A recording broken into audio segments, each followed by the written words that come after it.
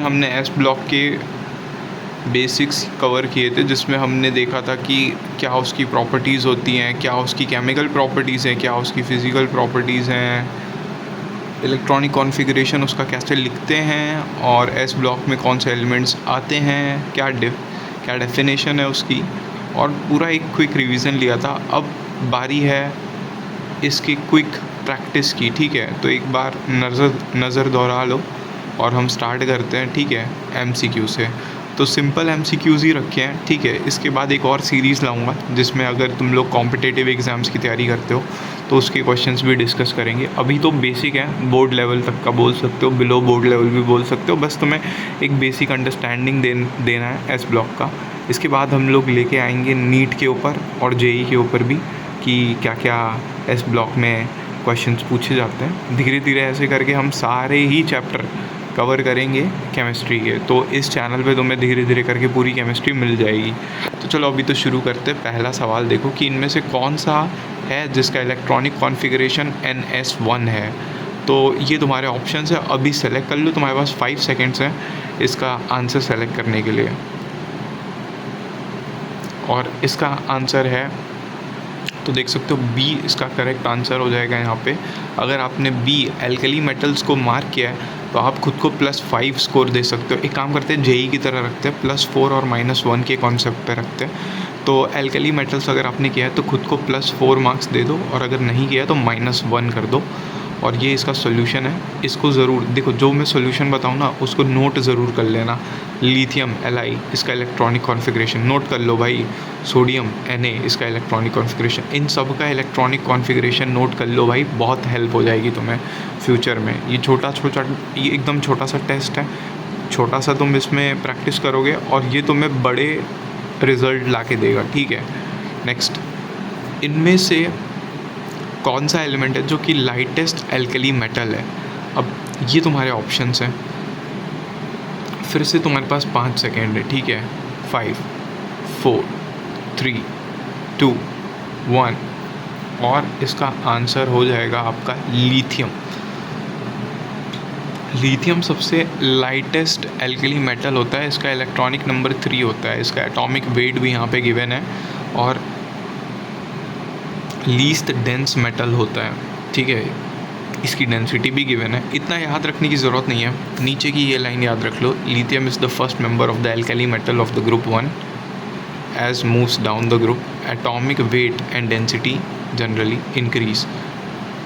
तो जैसे जैसे नीचे जाते जाओगे वो सब बड़े हो जाएंगे। तो सबसे यहाँ पे लाइटेस्ट कौन सा होगा? सबसे लाइटेस्ट होगा आपका लिथियम, ठीक है। आई होप ये क्वेश्चन अच्छे से क्लियर हो गया होगा। इससे दिमाग में काफ़ी चीज़ें घुसी भी होंगी जो कि फ्यूचर के लिए बहुत ही ज़्यादा बेनिफिट कर सकती हैं, ठीक है।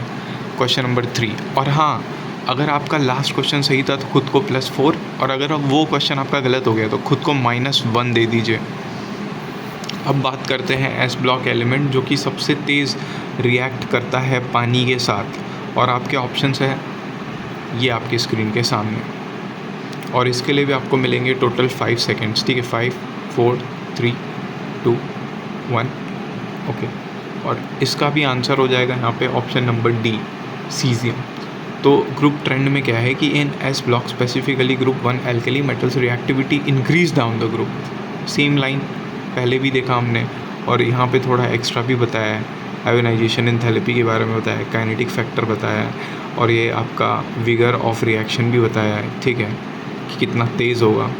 तो सबसे ज़्यादा सीजियम है, वो बहुत ही ज़्यादा एक्सप्लोजिव और इंस्टेंटेनियस होता है पानी के साथ रिएक्ट। इसका स्क्रीनशॉट लेके इसको पढ़ सकते हो, एक बेटर अंडरस्टैंडिंग आपको यहाँ पे मिल जाएगी। अगर आपने इसका सही आंसर दिया है तो खुद को +4, और अगर इसका गलत आंसर किया है तो खुद को -1 मार्क्स दे दीजिए।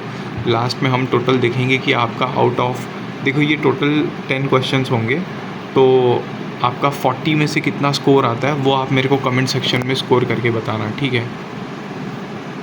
क्वेश्चन नंबर 4, इनमें से कौन सा नहीं है एल्कलाइन अर्थ मेटल। तो ये आपके ऑप्शंस हैं, आपके पास टोटल 5 सेकेंड्स है। 5 4 3 2 1 0। तो इसका आंसर हो जाएगा आपका डी। यहाँ पे जो सोडियम है वो आपका एल्कलाइन अर्थ मेटल नहीं है, बाकी सब ग्रुप 2 के हैं, ठीक है। Next, general electronic configuration of group 2 क्या होती है? तो आपके पास फिर से 5 सेकेंड है। इन 4 में से एक है इलेक्ट्रॉनिक कॉन्फ़िगरेशन ग्रुप 2 की। 5 4 3 2 1 and the correct answer is, तो यहाँ पे देख सकते हो NS2, लास्ट में सब कुछ सेकेंड S ऑर्बिटल, तो ये आंसर हो जाएगा NS2, आपका ऑप्शन नंबर बी। तो ये इसका स्क्रीनशॉट लेके रख सकते हो या फिर इसको कॉपी में नोट डाउन करते चलो। नेक्स्ट क्वेश्चन की तरफ बढ़ेंगे। क्वेश्चन नंबर 6, अगर आपका वो क्वेश्चन सही था तो खुद को +4 और अगर गलत था तो खुद को -1 मार्क्स दे दीजिए। नेक्स्ट क्वेश्चन, इनमें से कौन सा गोल्डन येलो फ्लेम देता है? फिर से आपके पास 5 सेकेंड है, इनमें से कोई एक सही आंसर है। 5 4 3 2 1 and the correct answer is sodium, ठीक है।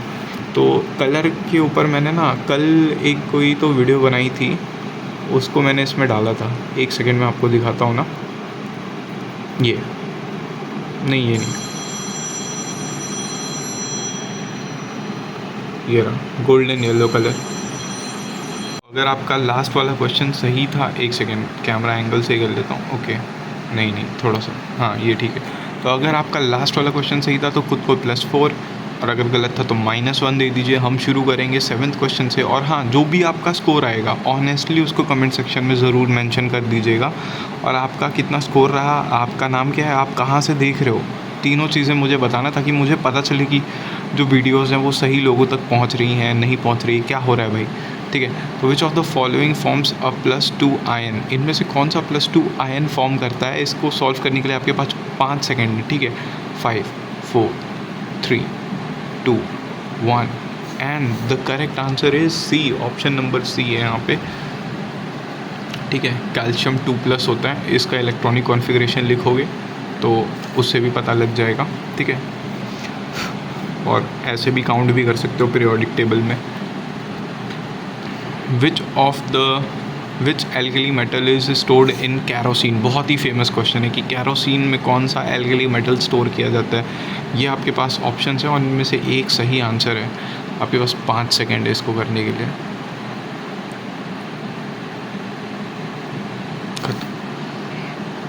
And the right answer is sodium.